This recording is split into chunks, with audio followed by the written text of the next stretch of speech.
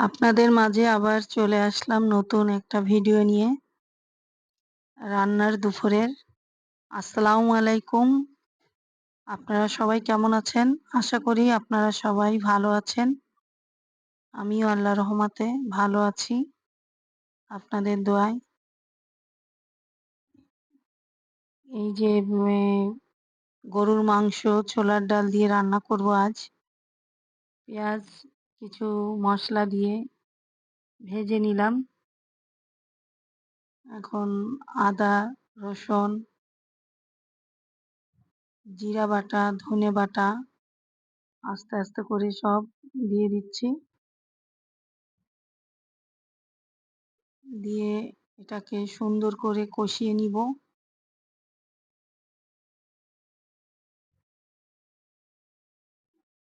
কষানোর উপরেই রান্নাটা মূলত ভালো লাগে। আপনি যত বেশি কষাবেন তত খেতে স্বাদটা ভালো লাগবে।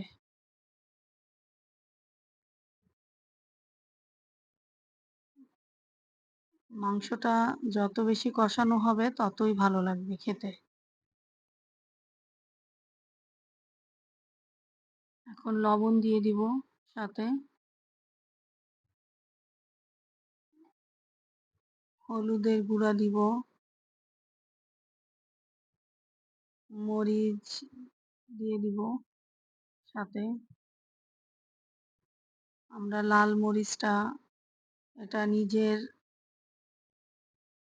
হাতেই ভাঙানো মরিচ আমাদের। বাহিরের মরিচটা আমরা খাই না, আমরা নিজেই হলুদ মরিচ ভাঙিয়ে রাখি, ওটাই ব্যবহার করছি। বাটা মশলাটা বেটে দিলে আরো স্বাদ বেশি আসে। আসলে বাটা মশলাটা করাটা অনেক টাফ ব্যাপার প্রতিদিন। মাঝে মাঝে যদি খেতে মন চায় বাটা মশলা দিয়ে, তাহলে তখনই বাটা মশলা দিয়ে রান্না করি। তাছাড়া যেটা আমি হলুদ মরিচের গুঁড়োটা ভাঙিয়ে নিয়ে আসছি ওটাই দিই। আর শুকনা মরিচ সাথে কেটে দিয়েছি। আমি গরুর মাংসতে শুকনা মরিচটা কেটে দিলে আমার কাছে অনেক ভালো লাগে। আর আমরা বেসিক্যালি এই মরিচটা বেশি খাই, সবার তুলনায় আমরা ঝালটা পছন্দ করি বেশি। ঝাল ঝাল মিষ্টি খাবারটা আমার ছেলেও খেতে চায় না, ও ঝাল পছন্দ করে। এই তো মশলা এখন দিয়ে সব মাংসটা কষিয়ে ফেলছি। এই তো মাংসটা এখন কষছে। আর এই সাইডে আমি লাউটা ঘন্ট করব। যে লাউটা দিয়ে ঝাল, লবণ, সামান্য হলুদ এটা দিয়ে আগে সিদ্ধ করে নিব আমি।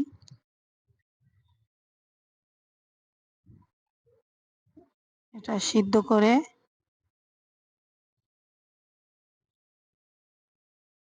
এখন ঢাকনা দিয়ে ঢেকে দিব। এই যে মাংসটা আমার এখনো কষাচ্ছি মাংসটা।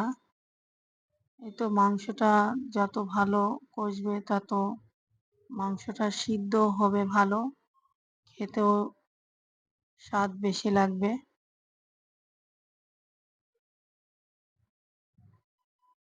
গরুর মাংসটা আসলে কষানোর উপরে, প্রতিটা তরকারি আপনি একটু ভালো করে কষিয়ে নিলে তরকারিটা স্বাদটা আসলে একটু আলাদা লাগে। এটা একটু ঝোলের পানি দিয়ে আবার কষিয়ে নিচ্ছি।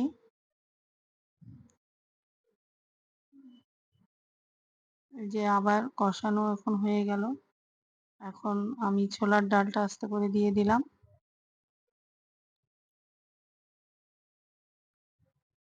ছোলার ডালটা দিয়েও সুন্দর করে কষিয়ে নিব।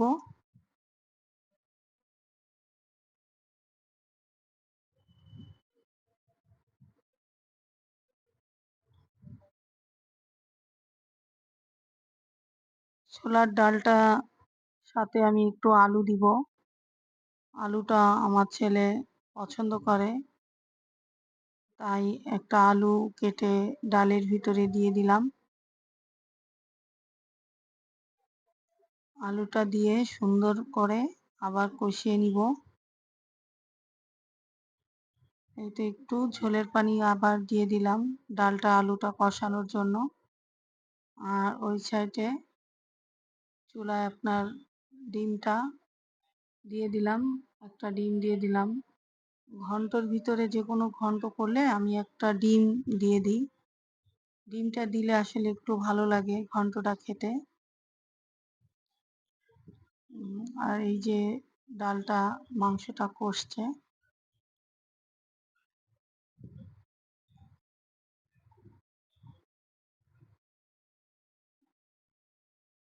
লাউটাও সিদ্ধ হয়ে যাচ্ছে প্রায়। লাউটা দেখতে আসলে অনেক জালি লাগছিল আনার সময়। এটা দেখার পরে দেখি লাউটা তেমন একটা সুবিধা না। আগে জানলে যে লাউটা ভালো সিদ্ধ হবে না, তাহলে আমি প্রেসার কুকারে দিয়ে দিতাম। প্রেসার কুকারে আবার লাউটা ভালো সিদ্ধ হয়। আর মাংসতেও ঝোলের পানি দিয়ে দিলাম। এই তো এখন লাউটা বাগার দিব। পেঁয়াজ রসুন এটা ভেজে নিচ্ছি আমি সুন্দর করে বাদামি করে।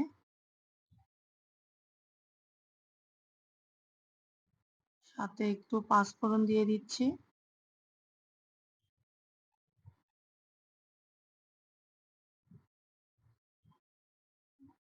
পাঁচফোড়ন দিয়ে একটু নাড়াচাড়া করে বাদামি করে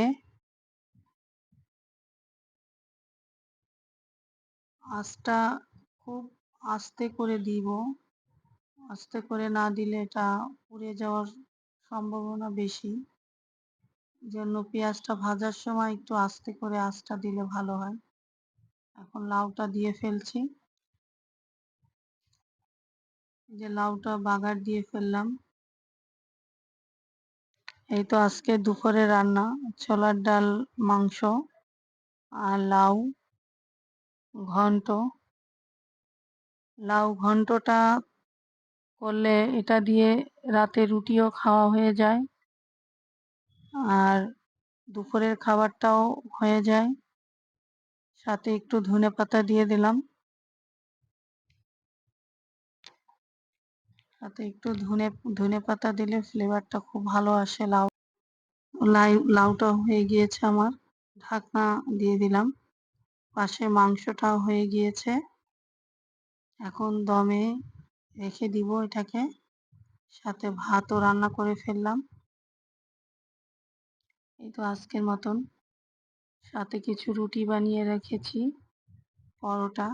আমার বুয়া থাকবে না, তাই দুজন মিলে কিছু পরোটা করেছি 25টা মতন, 2 দিনের, 2-3 দিন খেতে পারবো।